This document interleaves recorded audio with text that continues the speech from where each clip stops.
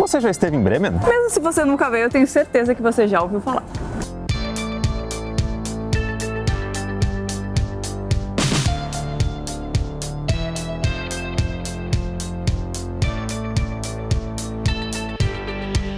E você provavelmente ouviu falar sobre Bremen no conto clássico dos irmãos Grimm, sobre os músicos de Bremen, que foi publicado pela primeira vez em 1819. Desde que eu reli a história, eu fiquei me perguntando por que será que os animais decidiram vir para Bremen, né? Tem tantas outras cidades, né, na Alemanha, na Europa, que eles poderiam ter ido. Então eu descobri e decidi compartilhar hoje o porquê.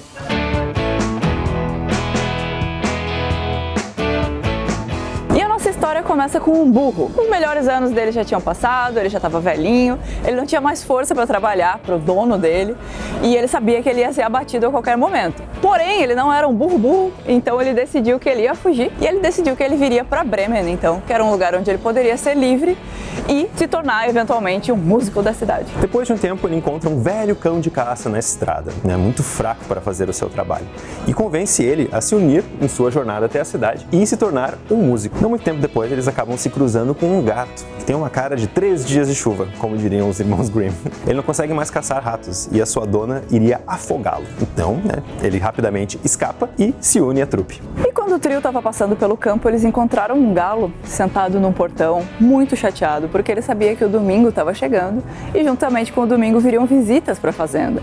E ele sabia que visita significa um jantar farto, e ele sabia que o jantar farto seria ele. Então o burro chega para ele e fala: vem com a gente para Bremen. Alguma coisa melhor que a morte você consegue encontrar em todos os lugares. Mas infelizmente para eles estavam muito longe de Bremen ainda, eles não iam conseguir chegar num dia só, então eles precisavam achar um lugar para dormir nessa noite. Depois de tentar relaxar em uma árvore e não achar ela muito confortável, eles notaram uma luz na distância brilhando. Era uma casa, e dentro da casa tinha bastante comida, parecia bem quentinho, e dentro dela tinham ladrões também. Foi quando eles decidiram então assumir aquela forma de pirâmide, que eles se empilharam um em cima do outro e começar a cantar bem alto enquanto pulavam através da janela. Essa barulheira, no final, fez os ladrões que estavam lá dentro correr desesperados pelas suas vidas. Os animais tomaram isso como uma grande vitória e fizeram uma comilança. Durante a noite, os ladrões voltaram e mandaram um deles para dentro para ver como é que estava a situação, afinal de contas. Estava muito escuro, então ele foi pegar, né, um carvãozinho ali, só que eram os olhos do gato. Daí o gato já arranhou ele na hora, ele acabou, né, se tropeçando para trás, acabou pisando em cima do cachorro, que mordeu a perna dele, e enquanto isso ele acabou levando um coice do burro também. Nessa bagunça toda estava lá o galo gritando o mais alto possível. Toda essa dor e caos e gritaria fez o ladrão acreditar que na verdade a casa deles tinha sido tomada por uma gangue de monstros terríveis. Então eles pensaram que tinha uma bruxa com longas unhas afiadas, que tinha um homem com uma faca também afiada, que tinha um monstro com um taco tentando agredi-los e que tinha um juiz berrando, né? E eu imagino que o juiz é o pior inimigo de ladrões, né? Por isso é um grande problema para ele. Então toda essa situação tão problemática e caótica fez com que os ladrões fossem embora e não voltassem nunca mais. Eles abandonaram a casa deles e com isso a nossa banda de animais favorita conseguiu um lugar novo para morar. E eles acharam bem confortável e nunca mais foram embora. Então eles nunca vieram aqui para Bremen no final das contas. É uma história muito simpática, né, com uma mensagem de trabalho em equipe e nunca desistir. Como o burro falou pro galo, né, algo melhor que a morte você pode encontrar em qualquer lugar. Mas então por que Bremen?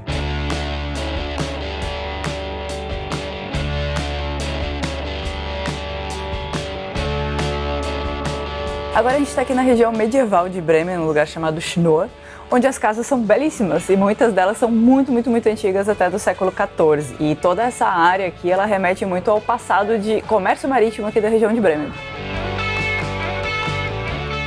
E tem mesmo o nome, Schnoor, ele se refere às cordas e os cabos que eram produzidos aqui séculos atrás. Aqui é o único lugar em Bremen que mantém as características medievais, mesmo que alguns prédios tenham sido construídos, na verdade, bem depois da Idade Média. Felizmente aqui não foi muito destruído durante a Segunda Guerra Mundial e em 1959, com os esforços de restauração do que foi destruído durante a guerra, aqui virou um dos lugares mais atrativos da cidade para visitar e um dos lugares mais agradáveis para tomar um cafezinho. Sempre que a gente vai numa dessas cidades com uma conexão a rios ou ao mar, eu gosto de pegar um peixinho fresco, aqui eu peguei um que está, né, empanado, frito, com o molho remolado. É uma combinação muito boa.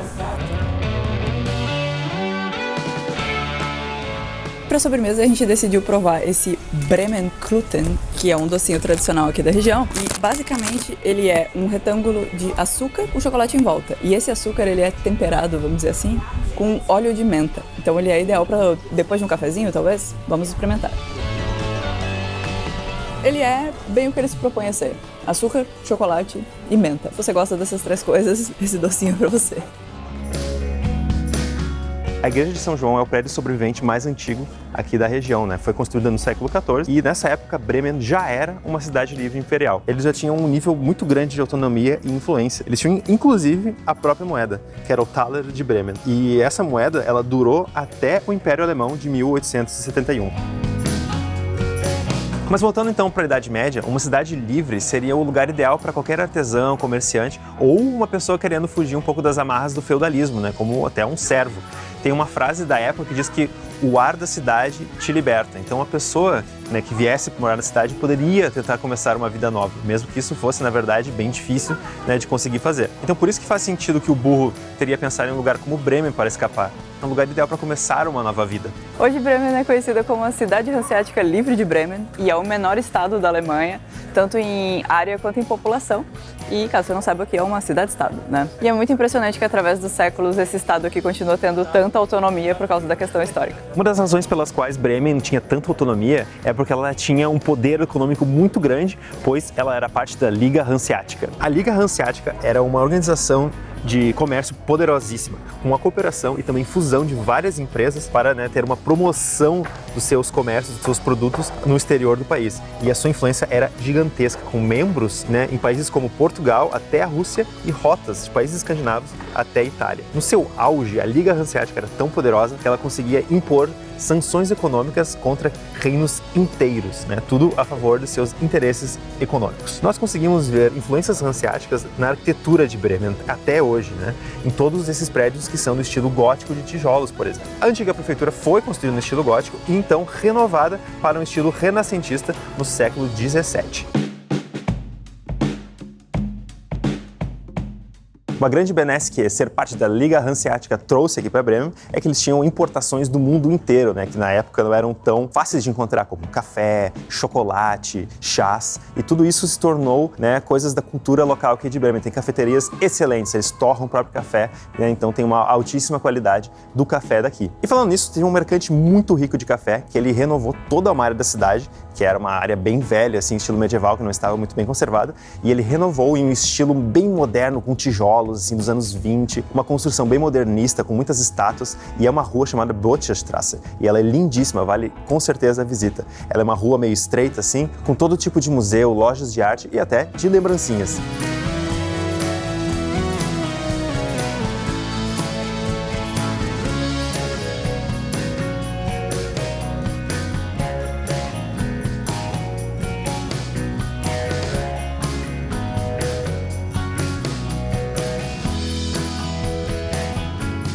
Aqui o pessoal de Rolândia já deve estar reconhecendo, pois esse aqui é o Roland. E essa estátua dele foi erguida em 1404 para representar os direitos e os privilégios das pessoas que viviam na cidade livre imperial de Bremen. Inclusive, há quem diga que o Roland aqui está olhando diretamente para a igreja por um motivo muito importante, que é para representar a luta de poder entre a igreja, entre a religião e o Estado, né? Então por isso que ele está aqui olhando para a catedral. E essa mesma lenda diz que Bremen vai continuar livre enquanto o Roland estiver tomando conta da cidade. E é por isso que dizem que existe uma outra estátua do Roland guardada bem segura embaixo da prefeitura. Caso aconteça alguma coisa com essa daqui, rapidamente eles podem colocar outra no lugar. E passando aqui pela região, você pode tirar uma selfie com os músicos de Bremen, uma estátua erguida em 1953 por um membro da Bauhaus. E uma coisa muito legal aqui da cidade é que os músicos de Bremen, eles estão em todos os lugares, até mesmo dentro do esgoto.